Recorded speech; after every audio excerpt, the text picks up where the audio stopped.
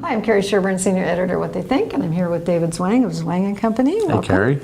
So we were recently, and you're also one of our contributors on What They Think. We appreciate your workflow series. I am. Thank you very much. Yeah. I enjoy doing it. So we recently were together at the MBO open house in New Jersey, and they launched what they are calling the new MBO America, which you see behind us.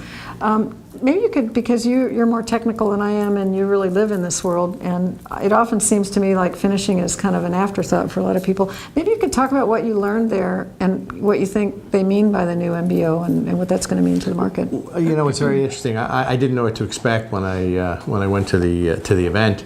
You know, to me, and I've been around obviously for quite a while, I think about MBO and I think about folding. And I think first and foremost, I realized and I learned that MBO is a lot more than folding, and that was in itself was a tremendous awakening. But I think more importantly, one of the things that I found was that unlike many companies who think about finishing, or many people who think about finishing companies, they it's always been this old line afterthought, and I know I go into a lot of plants and they have finishing machines, folders or whatever that have been around for a heck of a lot longer than the presses even, right. Because that's the way they were built. Right. But when you take a look at how the market's changed and the kinds of requirements and the flexibility that's required and the fact that everything is now going digital, or a lot of it is going digital, it was very refreshing to see that MBO really kind of gets it. They actually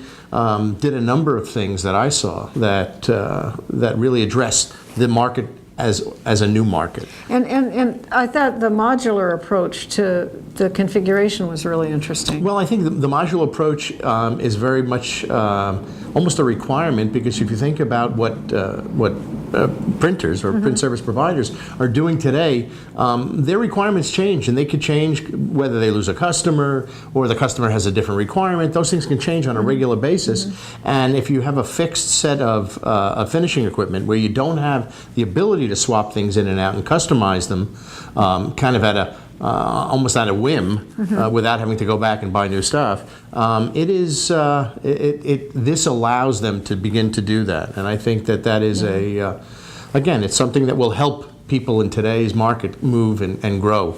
You know, it's also one of the other things that I heard them talk about that I really haven't heard from other companies, not to say that others aren't doing it, but I haven't heard it, is this whole needs analysis program that they have in place. Yeah, it's interesting when I get involved in a lot of different RFPs with different clients, and inevitably it's always driven, or most likely driven, by the purchase of a press of some kind, a digital press usually today.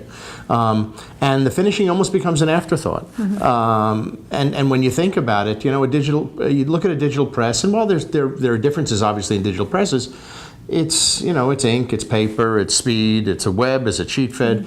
But when you start thinking about finishing, all of a sudden the variability goes up dramatically, and that's really what makes the deliverable. It's not that you're delivering paper, it's that you're delivering a product. A finished product. Absolutely. Yeah. So if you don't have finishing, or you don't have good flexible finishing, the press just has no value. So the message is that really, when printers are making that digital press investment, they really need to start thinking about the finishing right at the very beginning. They absolutely do, and it's probably better that they go to somebody like an MBO or to a finishing manufacturer to get that information directly, rather than try and get it through the press manufacturer, who has a kind of a sort of an experience level with it, but not to the level that a it's an finishing arm's company. length. Yeah, Absolutely arm's length, yeah. Well, that's great. Well, thank you so much for sharing. You're very welcome.